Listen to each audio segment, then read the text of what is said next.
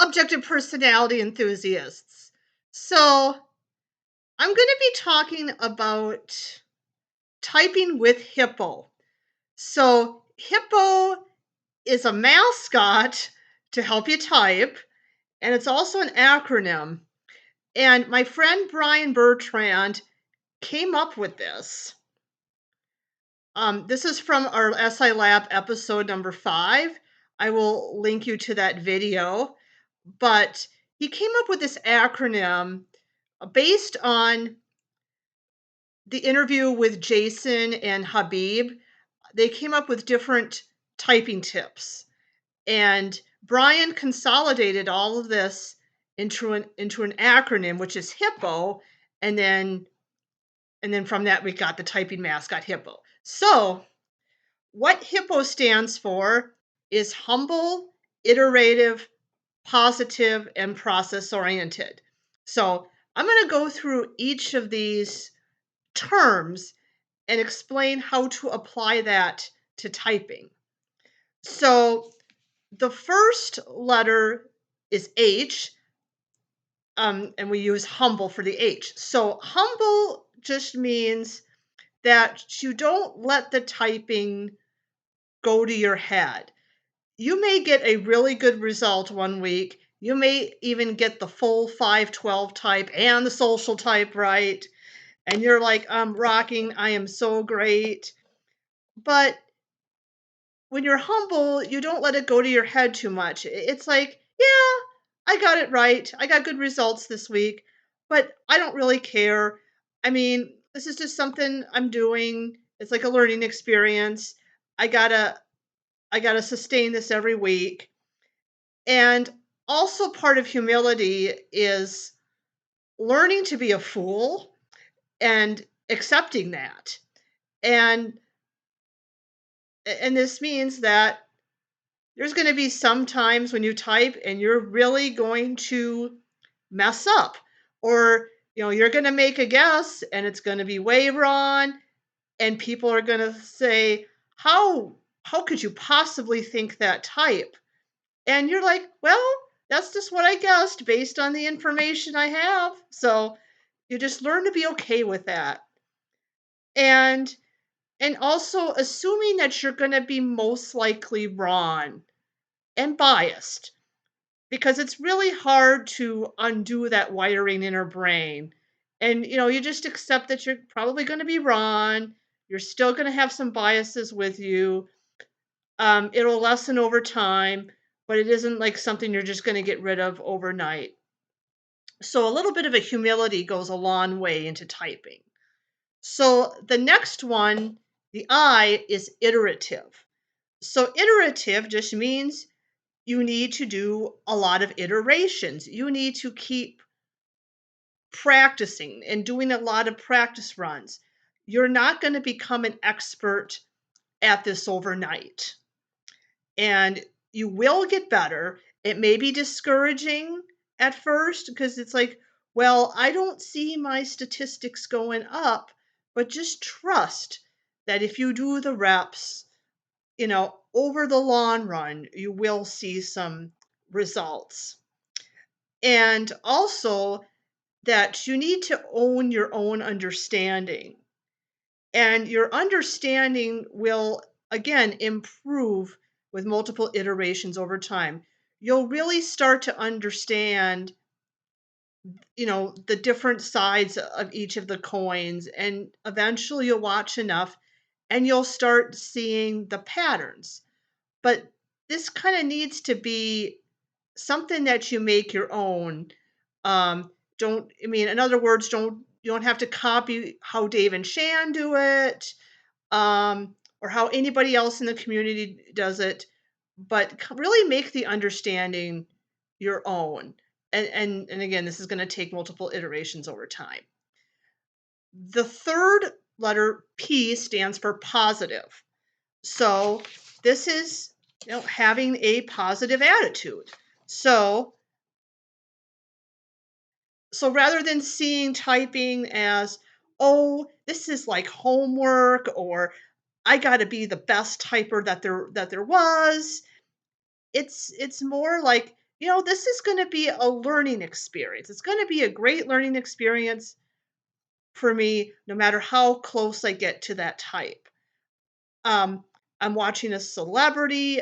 I'm going to learn more about them. I'm going to be able to understand a certain type better.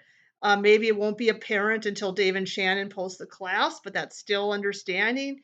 And you still, um, made an attempt and just trying and putting the reps as a win. And you can learn a lot from the people in the classes. You can learn a lot of great self-help tips. Maybe some of the celebrities are entertainers, they're just fun to watch. Now, admittedly, there may be people that you don't like so much or you cringe at, but even that can be a learning experience because sometimes what you cringe at kind of tells you something about your type.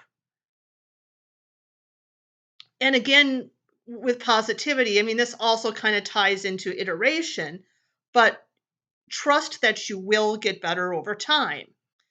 And if you're tracking your results every week, you may not see an improvement really. In fact, you might even go downhill because it's like, well, last week I only missed one coin. This week I missed four coins. What is going wrong? I'm going downhill. Which is why, maybe don't look at the statistics every week, but look at them like every few months or so. Because if you wait several months in between, then you'll probably see a tangible improvement. Okay, and then the last two letters, PO, stands for process oriented. So, first of all, it's important to have a process that you use and to understand that process. Um, Part of this is making sure you have the most updated version of the checklist that Dave and Shannon post on their website, and also that the terminology is the most updated that you can use. And Dave and Shannon just launched a new version of the website that includes a glossary of some of the key terms that they use. So make sure you have the most updated definitions and checklist because objective personality is evolving over time. And don't be afraid to keep updating your process because the system itself is developing, then your understanding of it will develop and consequently your process. Um, Also, judge your process and not your results. Um, Showing up is the biggest thing here. Just doing the reps and making an attempt and kind of just thinking about how you're going about it and how you can best see those coins and just getting yourself into that mindset. Have a philosophy for typing. Like, why do you want to type? And it should be because you really want to understand. It shouldn't just be about, oh, I'm the person that got the closest to the 512. Look at me flex. I'm the very best typer there was. Okay, now maybe ones and threes. Maybe you're thinking that, but um, it should be something like this is again. This kind of ties into what I said earlier. This is a learning experience. I'm going to really understand the OPS system better. I'm really going to understand the different coins, and maybe I can understand myself better in the process because I can kind of see how I kind of compare to them, on a spectrum. They're more on this side of the spectrum. I'm more on that side of the spectrum. Also, ask yourself how typing will help you out. And again, um, the self-help tips that you'll get. Maybe it'll help in your own self-understanding, or by seeing enough people, you can type people better and you can understand people around you better. And again, everybody kind of has different processes that are going to work for them. So, and this is something you'll probably figure out over time, but don't be hesitant to change your process. Like if you Like if you're watching several hours and you still can't get most of the coins narrowed down, then maybe it's time to change your approach. Now, this may not necessarily work for everybody, but these are just a couple of tips that Jason and Habib came up with. So, one was they recommended making predictions by watching the person you're trying to type as to what they're going to say or do next and test that hypothesis. Maybe you think that they're an intuitive type. So your hypothesis is, well, I think that they're going to make a lot of speculation and they're not going to prove everything and they're going to talk in a lot of categories and then test that out, you know. And then also, I think it's important to do cross checks. Like try to see the opposite coin of what you think they are. Okay. So if you think they're an intuitive, try to make them into a sensing type and see how far that goes. And also it kind of helps to do other kinds of cross checks. Like you could check not only are they, blast or sleep, but you could figure out when they blast, what kind of blast are they doing? Is it ST blast? Is it NF blast? Or do they have ST sleep? Do they have NF sleep?